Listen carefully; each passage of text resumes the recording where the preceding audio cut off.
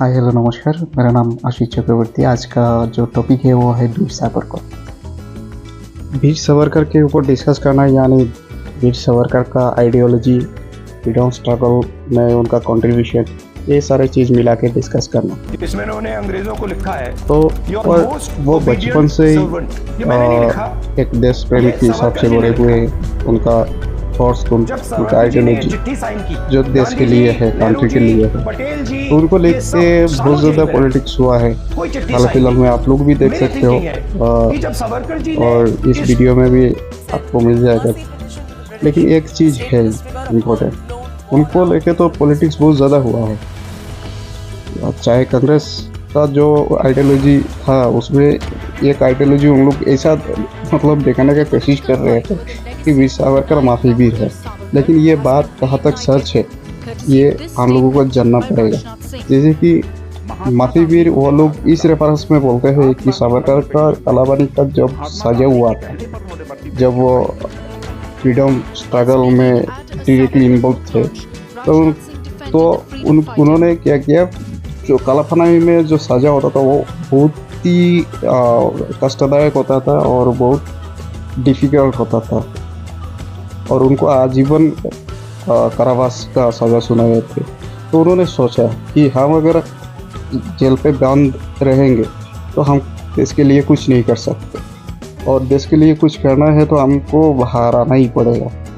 तो इसी वजह से उन्होंने जो सावरकर का आइडियोलॉजी है सामदान दंडव है, ये जो आइडियोलॉजी है ये हमारा आइडियोलॉजी हमेशा ही रहा है पहले से। तो ये आइडियोलॉजी फॉलो करके वो बाहर में निकल के आए। उसके बाद में उन्होंने इस सारे पाबंदियाँ थी जब उनको जेल से कालापानी से छोड़ा गया था, लेकिन उसके बावजूद इतना काम करना ये एक साधारण इंसान का वश में नहीं था, लेकिन उन्होंने किया। ये उनका चरित्र का एक पॉजिटिव साइड दिखाता है। नेक्स्ट होता है कि सावरकर को लेके हिंदुत्व जोड़ दिया जाता है, वो हिंदुत्ववादी थे या प्रो हिंदू थे, ऐसा कोई बात नहीं है। इनका नज़र में ये जानने के लिए हमको ये समझना पड़ेगा उनका नज़र में हिंदू और हिंदुत्व क्या चीज़ था। उनका नज़र में हिंदू या हिंदुत्व वही चीज़ था जो ये कंट्री, ये भारतवर्ष में उसका जन्म हो, भारतवर्ष का संस्कृति जो अपनाए और ये भारतवर्ष को अपना पितृभूमि समझे और ये देश के लिए उसका प्यार हो, उसको वो हिंदू या हिंदुत्व का आइडियोलॉजी में इंक्लूड किए थे। लेकिन आजकल जो हिंदू और हिंदुत्व में आइडियोलॉजी बहुत सारे लोग, असदुद्दीन ओवैसी या ऐसा लोग काफ़ी सारे हैं, यानी कांग्रेस में भी है, जो आप लोगों के सामने बोलते हैं वो सच नहीं है।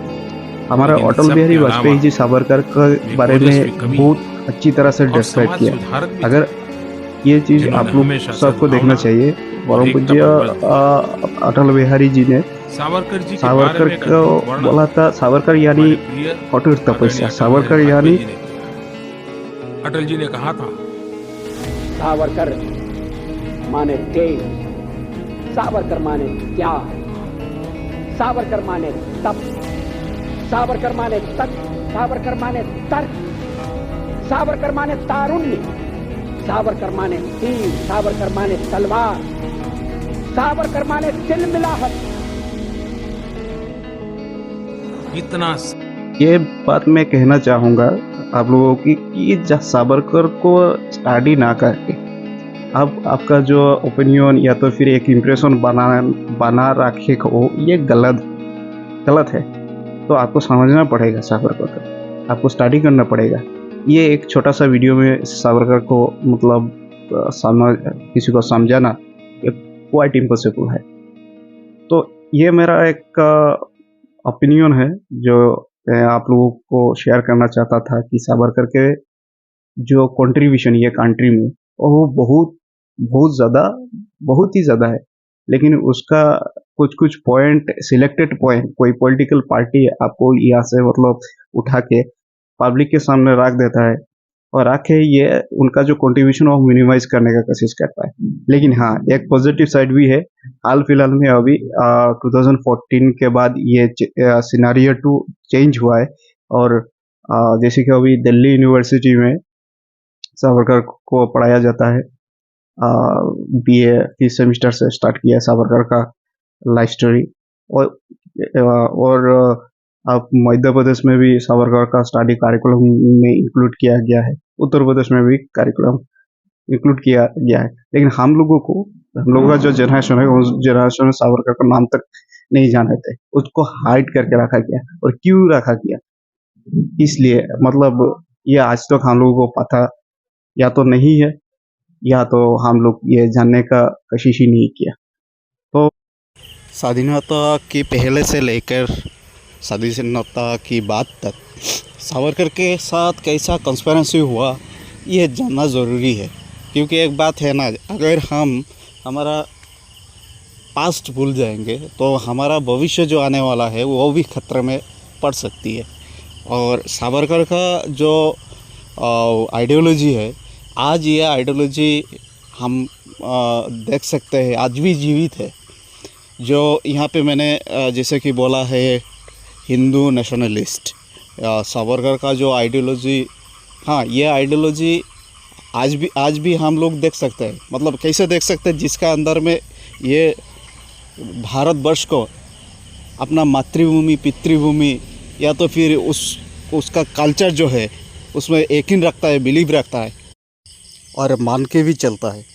वही है सावरकर का हिंदुत्व और नेशनलिज़म। तो नेशनलिज़म के बारे में पहले तो हम लोगों को पढ़ के ये जानना पड़ेगा सावरकर का जी का कैसा मतलब पर्सपेक्टिव है। ऐसे अनाप शनाप बहुत सारे लोग बात करते हैं जिसका कोई ऐसा कोई वैलिड रीज़न भी उन लोगों के पास नहीं है। तो मैंने जो पढ़ा, मैंने जो सीखा, वही मैं यहाँ पे मतलब रख रहा हूँ। और कुछ लोगों को लग सकता है कि ये कम्युनल भावना से बनाया गया है वीडियो, लेकिन ऐसा कोई बात नहीं है। ये एकदम न्यूट्रली जो एनालिसिस किया है वही इस वीडियो में रखा।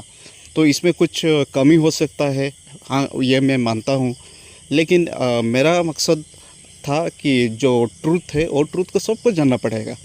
और एक फ्रीडम फाइटर इतना कंट्रीब्यूशन देने के बाद भी एक गाली अगर हम इसे सुनते हैं उनके बारे में तो हमको दुख लगता है। तो ये चीज़ बिल्कुल होना नहीं चाहिए।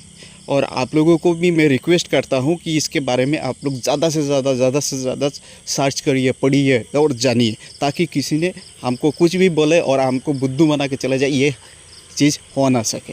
और आखिरी जो मेरा बात है, आखिरी बातों में मैं ये बोलना चाहूँगा, जो हिंदुत्व है, हिंदुत्व आइडियोलॉजी या तो फिर हिंदुइज़्म एक वे ऑफ लाइफ है, ज़िंदगी जीने का एक तरीका है। इसको सिर्फ रिलीजियन के साथ अटैच करके रखना ठीक नहीं होगा।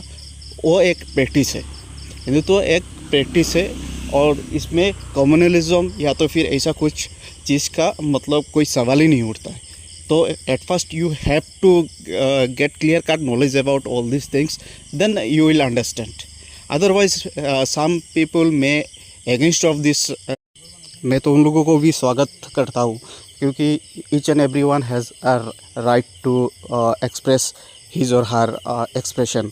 तो इसमें कोई गलत नहीं है। लेकिन गलत तब लगता है कोई इंसान कुछ भी बिना जाने अपना एक राय, अपना एक थॉट्स देता है, या तो फिर जानबूझकर भी ऐसा कोई लोग मतलब किसी के ऊपर डोमिनेशन या तो फिर इम्पोज कर देता है खुद का थॉट्स। ये गलत है, ये होना नहीं चाहिए बिल्कुल। और ये भी होना नहीं चाहिए कि फ्रीडम ऑफ एक्सप्रेशन के नाम पे किसी का बिलीफ और फेथ के ऊपर हार्ट किया जाए। तो हाँ हेल्दी डिस्कशन हो सकता है, वो करिए, लेकिन किसी का मतलब ऐसे एक बड़ा फिगर के ऊपर में किसी का नेगेटिव थॉट्स आप दे रहे हो और उसका कोई बेस नहीं है, ये गलत है। तो एट लास्ट मेरा ये वीडियो में जितना हो सके मैं मतलब इन्फॉर्मेशन देने का कोशिश किया हूँ। हो सकता है बहुत सारे इन्फॉर्मेशन छूट गया मेरे से, क्योंकि सावरकर ऐसा एक पर्सनालिटी है जिनके बारे में 5 मिनट या 10 मिनट का वीडियो में डिस्कस कर ही नहीं सकते। तो सबको राम राम।